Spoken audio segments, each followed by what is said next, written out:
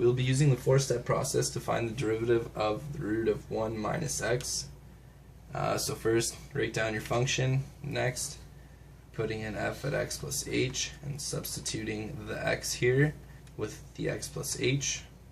So we'll be left 1 minus x plus h, which will simply give us the root of 1 minus x minus h. Start with our formula. The limit as h approaches 0 will be f at x plus h minus f at x all over h.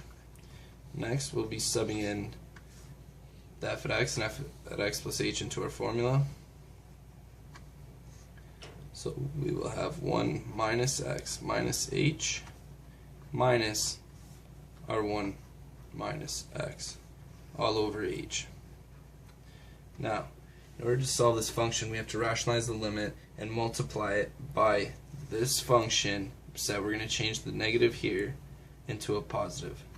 So we'll write our limit as h approaches 0, have 1 minus x minus h minus the root of 1 minus x all over h multiplied by 1 minus x minus h plus, don't forget to change the sign, of root of 1 minus x, and we'll do the same thing to the bottom with a plus.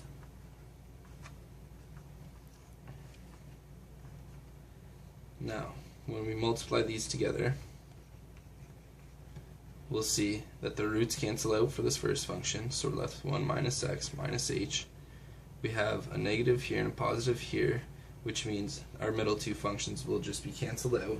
Now we will be left with negative root 1 minus x times the positive root 1 minus x, which will leave us with a negative 1 minus x all over h to the root of 1 minus x minus h plus 1 minus x.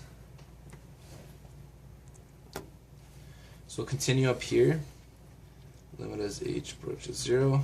Now we'll have 1 minus x minus h minus 1 plus x all over our bottom here. 1 minus x minus h plus the root of 1 minus x. Now we see here our 1's will cancel out, our x's will cancel out, we'll be left with a negative h all over h, 1 minus x minus h plus root of 1 minus x. Our h's will cancel out, don't forget there's a negative here, we'll have negative 1 over root of 1 minus x minus h plus 1 minus x. Now we sub in our h as 0, which will leave us with 1 minus the negative 1 all over the root of 1 minus x plus the root of 1 minus x. Don't forget to say your limit as h approaches 0. Then bring it over here. We're left with negative 1 over 2 root 1 minus x. To check this, we'll set our derivative equal to 1 minus x to the 1/2 and use the chain rule, in which we'll get 1/2 1 minus x to the negative 1/2 times a negative 1, in which we can see we're left with negative 1 over 2 root 1 minus x. So we can see this equals this, in which we did the four-step process right. So for this function, f at x equals negative 7x squared. We're going to sub in our x at h, or x plus h rather, and get negative 7 bracket of x plus h to the power of 2. Now we'll expand this here and get x squared plus 2xh plus h squared.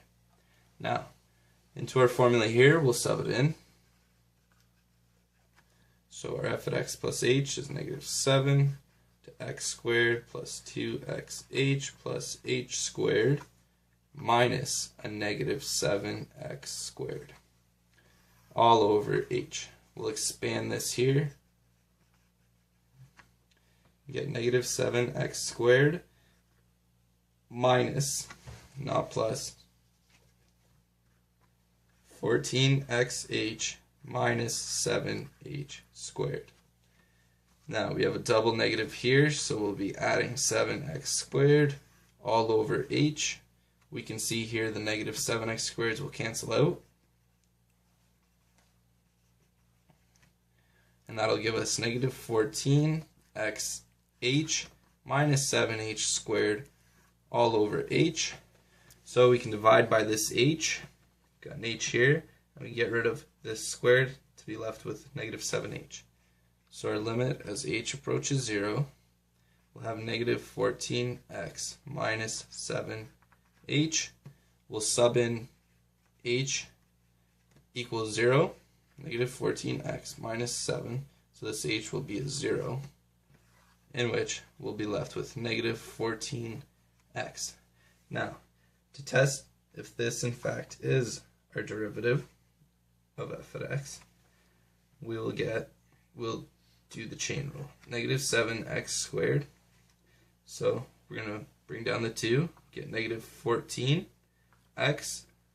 So the 2 minus a 1 to the 1, which we get negative 14x, which this matches, which means we did our 4-step process right.